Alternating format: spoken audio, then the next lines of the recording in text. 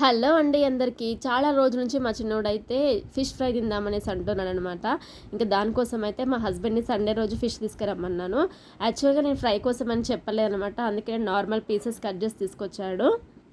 కానీ ఏదైతే ఏంటి ఫిష్ ఫ్రై చేసుకోవడానికి పెద్ద పీసెసే కావాల్సిన అవసరం లేదు. ఇలాంటి చిన్న చిన్న పీసెస్‌తోని కూడా ఫిష్ ఫ్రై చేసుకోవచ్చు అనేసి నేనైతే కొన్నిటిని ఫ్రై చేశాను. కొన్నిటినైతే పులుసు పెట్టాను.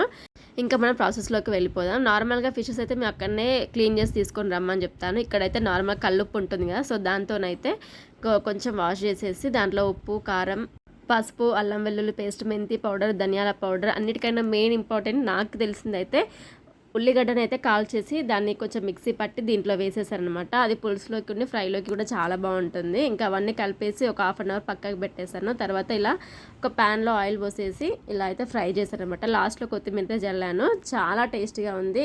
ఎలాంటి చేపలైనా ఫ్రై చేసుకోవచ్చు. వీడియో నచ్చితే లైక్ చేయండి.